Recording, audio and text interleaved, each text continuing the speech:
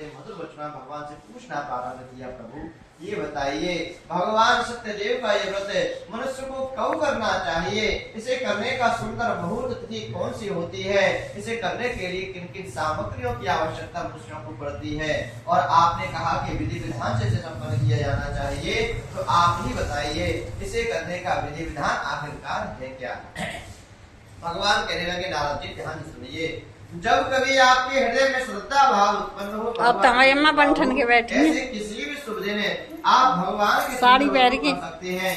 सुबह से लेकर सायकाल तक पहले भगवान का बड़े प्रेम पूर्वक व्रत रखें। सायकाल के समय बंधु बांधव मित्रगण ब्राह्मण जन सभी को आप एकत्रित करके केले के खम्भों से भगवान के सुंदर मंडप तैयार करें, इसमें ठाकुर जी को बड़े प्रेम से विराजमान किया जावे। भगवान के पूजन के लिए गाय का कच्चा दूध, दही, शहद, घी, पूरा पके केले की बड़ी, गेहूं का चूर्ण, और यजमान अपनी सामर्थ्य और श्रद्धा अनुसार जिन जिन वस्तुओं को, श्रेष्ठ वस्तुओं को एकत्रित कर सकता हो, उन सभी श्रेष्ठ से श्रेष्ठतर वस्तुओं को आप एकत्रित करें। सबसे पहले भगवान को पंचामृत से बड़े प्रेम से स्नान करावे। पंचामृत से स्नान कराने के उपरांत अपनी सामर्थ्य अनुसार आप भगवान का पूजन करेंगे। कहते हैं फल फूल मेवा मिष्टान वस्तु पर हम निवेदन कर सकते हैं, उन सारी वस्तुओं को आप निवेदन भी करें। फिर भगवान को नैवेद्य यानी मिष्ठान का बड़े प्रेम से भोग लगावे।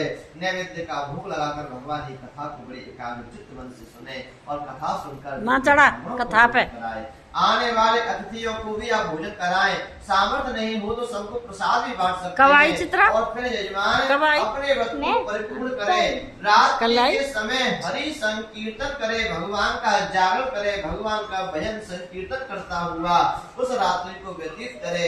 इस प्रकार जो मनुष्य भगवान सत्यदेव के व्रत को नारद जी विधिवत करते हैं, ऐसा करने से निश्चित रूप से मनुष्यों के दुख कष्टों की निवृत्ति होती है और मनोकामनाएं पूर्ण हो जाती है।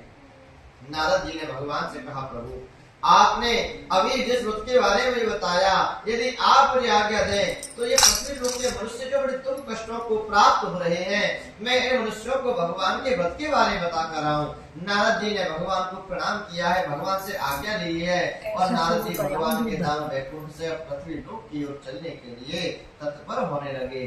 जय जय श्री स्कंद महापुराणे रेवाखंडे प्रथम अध्याय संपूर्ण हरे नमः। बिहारी लाल की जय। सत्यनारायण की कथा में हरि नाम अमृत बोलो, हुआ प्रथम अध्याय संपूर्ण सत्यदेव की जय बोलो।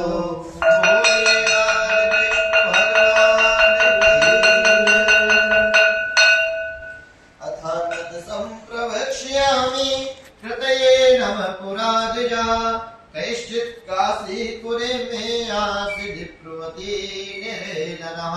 सूत जी महाराज बोले, ऋषियों ध्यान से सुनिए, और जिन मनुष्यों ने भगवान के व्रत को पहले काल में किया था, उसके इतिहास को, उस कथा को मैं सुनाता हूँ। प्राचीन समय में एक काशीपुरी बड़ी सुंदर पवित्र नगरी है, जहाँ पर एक ब्राह्मण जिनका नाम सतानंद है, वो निवास किया करते थे। कहते हैं ये ब्राह्मण शिलोंचन वृत्ति यानी भिक्षा वृत्ति से अपने परिवार का पालन पोषण किया करते थे। भिक्षा में जो मिल जाता उसे संतुष्ट हो जाते थे। कभी कभार तो भिक्षा से बड़ा ग्रह का बड़े प्रेम पूर्वक चल जाता, कभी कभार भिक्षा नहीं मिलती तो एक समय ही भोजन मिल पाते, कभी कभार महाराज भोजन भी नहीं मिलते।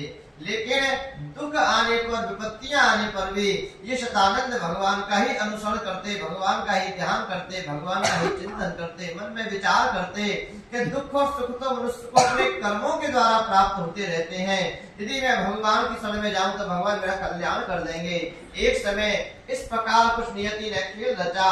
शतानंद कई दिन से भिक्षा मांगने के लिए घर से निकल पड़े। भिक्षा मांगने के लिए गांव में घूम रहे हैं, भटक रहे